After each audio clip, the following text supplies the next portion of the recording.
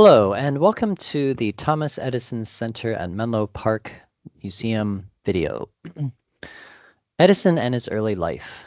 Thomas Edison was born in 1847 in Milan, Ohio, but grew up in Port Huron, Michigan. He was the seventh and last child of Samuel Edison and Nancy Elliott. Edison was homeschooled by his mother, teaching reading, writing, and arithmetic, who was a former schoolteacher. He attended school for only a few months before he was pulled out by his mom.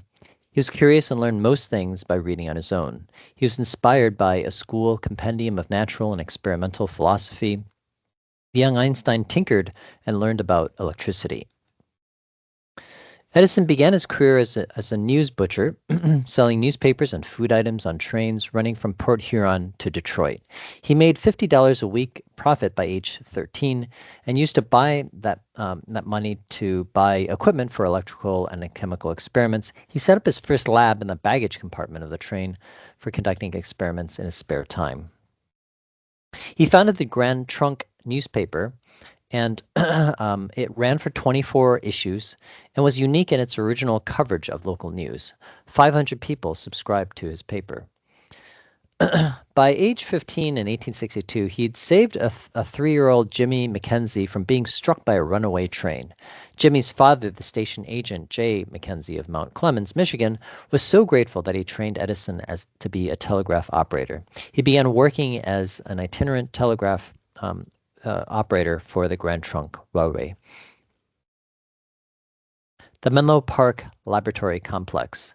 The Menlo Park Laboratory Complex was the first organized research development lab in the world. It had an office, library, glasshouse, carpenter shop, machine shop, blacksmith shop, and electric chain. In Edison's own words, in 1977, he wrote words to describe his lab. In the lab at the entrance was a front office with a library. Next is a large square room with a glass case filled with models of his Edison's inventions. Here we see the Menlo Park Laboratory Complex in the winter of 1880. He said, next there's a large square room with a glass cases filled with models of his inventions, and in the rear of the building was a machine shop completely equipped and run with a 10 horsepower engine. The upper story occupied the length and breadth of the building, 100 feet by 25 feet across. Here we see a scale model of his original laboratory complex. The second floor was lighted by windows, so every side and is occupied as a laboratory. The walls are covered with shelves full of bottles containing all sorts of chemicals. Scattered throughout the rooms are tables covered with electrical instruments, microscopes, and spectroscopes. In the center of the room is a rack full of galvanic batteries. Here in Greenfield Village in Michigan, there's a reconstruction of the actual building from the Menlo Park Laboratory Complex. And here was the plaque and display underneath the scale model.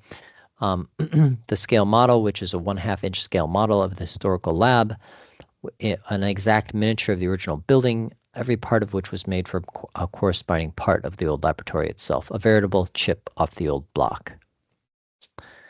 Research and Development Center.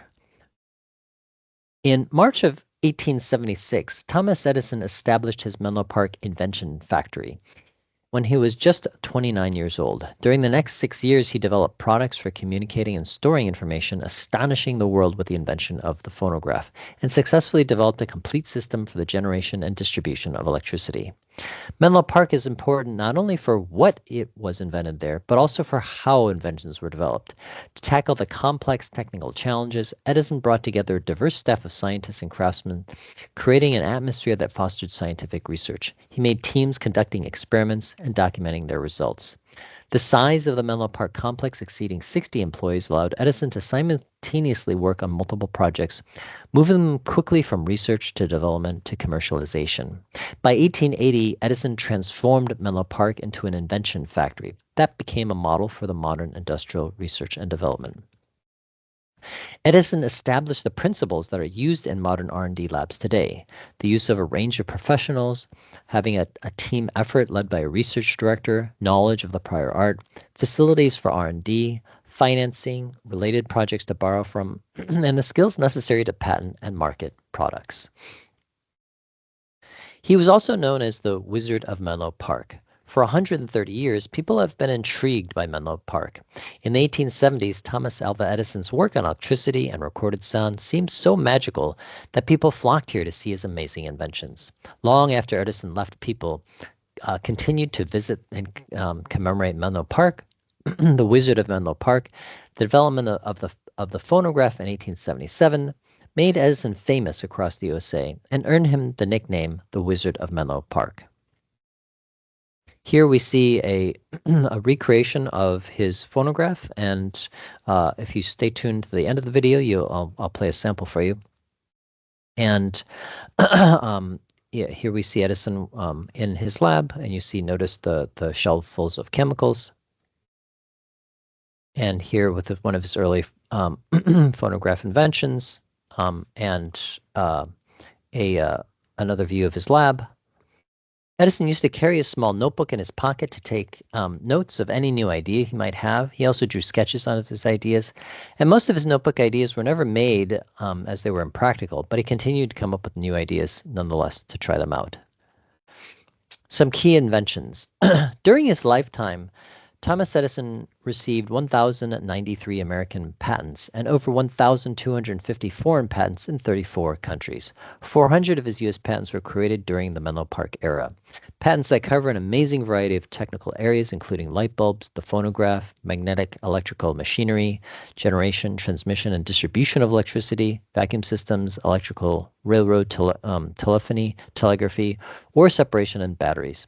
Some of his patents started whole new industries, while other patents were the smaller improvements that made the technologies practical or appealing. Edison was just 21 years old when he applied for his first patent. It was for a vote recorder, which would record votes and tally them automatically. And that was in 1868.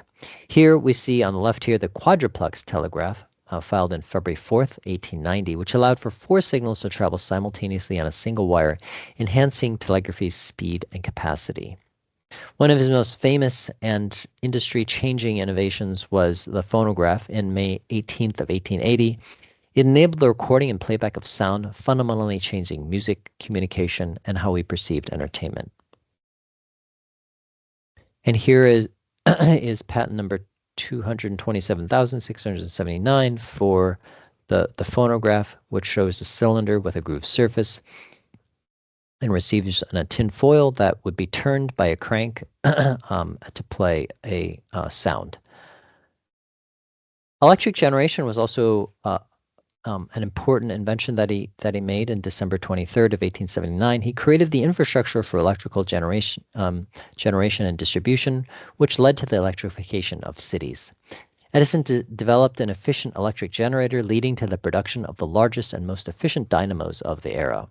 In early 1879, Edison, Bachelor, and Upton made a discovery about the size and proportion of the windings of the dynamo, and they designed it with large external electromagnets in the form of 2 long parallel bipolar legs, which gave the generator its nickname Long-Legged Marianne. Edison drew on Michael Faraday's earlier work about electromagnetic induction. Another set of important things that he invented, he built on the knowledge and that he gained in telegraphy and made advances in duplicating documents.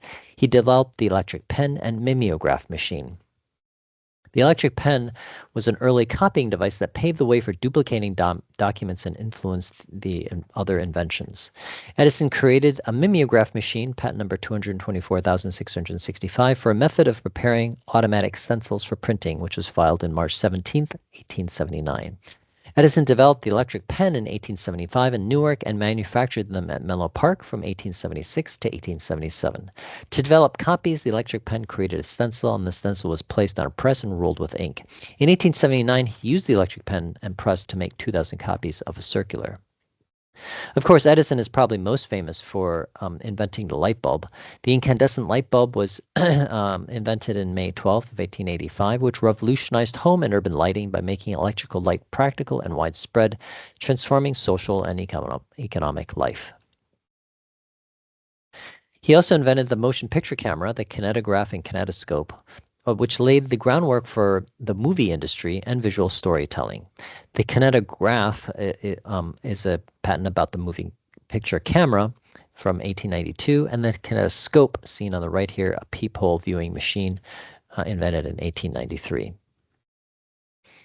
He also invented the nickel-iron alkaline storage battery, which provided longer-lasting portable power for industrial and transportation purposes, including early electric vehicles. Batteries with alkaline rather than acid electrolyte were first developed by Waldemar Junger in 1899, but then also concurrently by Thomas Edison in 1901. Alkaline batteries work by converting chemical energy into electrical energy through a reaction between zinc, the anode, and magnesium dioxide, the cathode, in the presence of an alkaline electrolyte, usually potassium hydroxide. When the battery is connected to a circuit, electrons flow from the zinc to the manganese oxide, generating electricity. Next, we'll take a look at the Edison Memorial Tower. The Edison Memorial Tower was built in 1937 to 38, a few years after Edison's death, honoring his life's work. At the time, the world's largest light bulb, the glittering light reflected off the concrete commemorates his electricity accomplishments, and Edison's invention of the phonograph is honored by the tower's sound system and loudspeakers. Edison's improvement in Portland cement were honored by using concrete, and Edison's Menlo Park inventions were commemorated by 7 plaques surrounding the base of the tower, of which we can see 3 of them here. On July 1st, 1937, 300 people gathered at Menlo Park for the laying of the Edison Memorial Tower's cornerstone. Charles Edison, his son, tested one of the first phonographs by reciting the nursery rhyme Mary Had a Little Lamb, which his father had recited in making the original experiment. Less than a year later, over 1,000 people gathered on February 11th, 1938, Edison's 91st birthday, to dedicate the newly completed monument.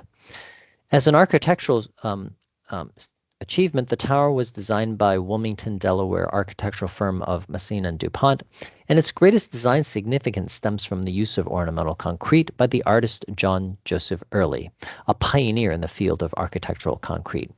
Early, who perfected the method of mixing and exposing concrete aggregate that was used in the tower's construction, was often referred to as the man who made concrete beautiful.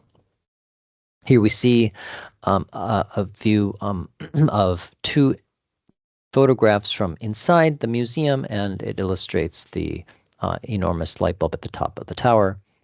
So, and here's a view of the actual tower from the outside that I took, and you can see it's quite an impressive structure.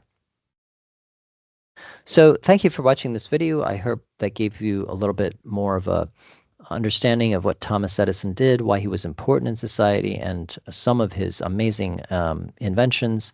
The museum, while small, is packed full of lots of interesting facts and tidbits from his life, and the tour guides were very knowledgeable and gave you a full picture of his early life to his later life. So thank you for watching. Check out some of my other travel tour videos, and have a great day. And then pile to keep my neighbor life, and as we hope forever. Much better.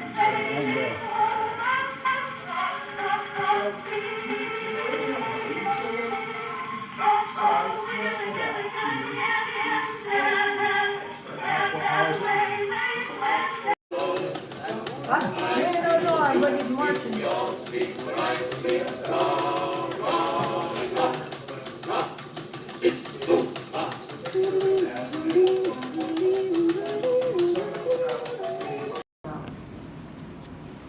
Like how, I guess, Tesla, the myth that we think of sort of in the modern world for it, and it's very interesting how it